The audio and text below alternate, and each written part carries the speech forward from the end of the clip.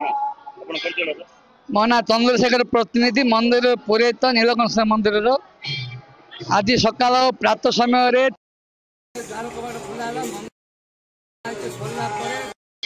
महाअभिषेक है आरती आरती है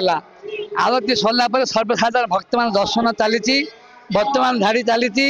आउ सबुठ श्रृंखलित भाव दर्शन चली भक्त शिव कृपा लाभ करती आमर गोटे स्वतंत्र व्यवस्था अच्छी अन्न जो जेकोसी भक्त आसिले मंदिर प्रसाद सेवन डाली भात तरकारी नाना प्रकार 5 प्रकार जिनस या द्वारा भक्त मान सर्वसाधारण भोजन प्रतिष्ठा कर दिया कार्तिक मास चतुर्थ सोमवार आ बहुत भीड़ अच्छी लक्ष्य आशा करूँ लक्ष्य लोक जावा आसवे दर्शन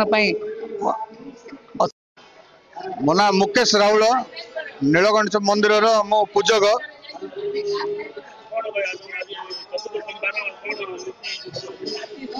आज चतुर्थ सोमवार उपलक्षे मंदिर रे नाम यज्ञ अन्न यज्ञ चली लोक माने बहुत भीड़ अच्छा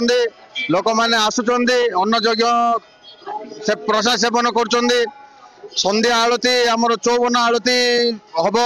तापर बेड़ा अच्छी बेड़ा पड़े पहड़ पड़ो अनुमान कर 50,000 रु लक्ष लोक भितर आगमन हम से समस्त प्रकार सुविधा उपलब्ध अच्छी।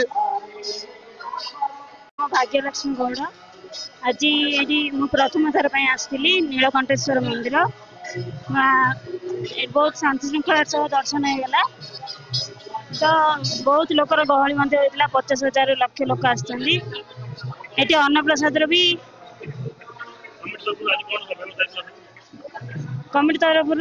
माने धाड़ी आसिया व्यवस्था बहुत भल होता ठेला पेला किसी ना आराम आसी पार्छ लोक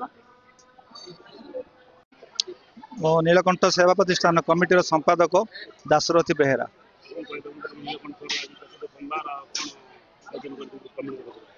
चलित वर्षर कार्तिक मासर शेष सोमवार रे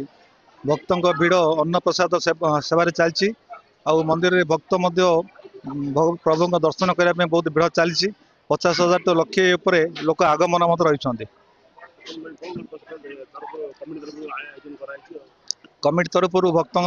दर्शन होगा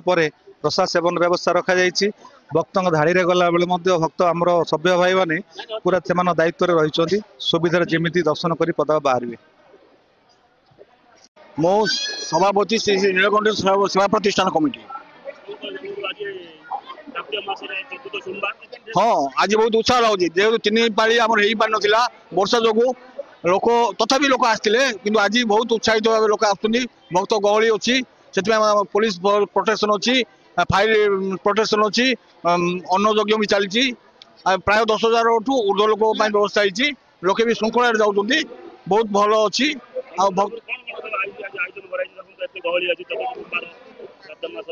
हाँ ना नहीं ये तो सब प्राय गहली कार्तिक मास साधारण दिवस किसी गहली थाए आज भी बहुत गहली किंतु जेहेतु 3 पाली से गहली ना वर्षा हेतु चतुर्थ पाली बहुत गहली अच्छी अन्न यज्ञ व्यवस्था होती से लोक आग्रह अन्न यज्ञ बहुत आसती दर्शन कर अन्न यज्ञ अन्न सारी जाती बहुत अन्न यज्ञ भल माने अन्न अच्छी डाली तरकारी खटा पाए खीरी विभिन्न प्रकार ये लोक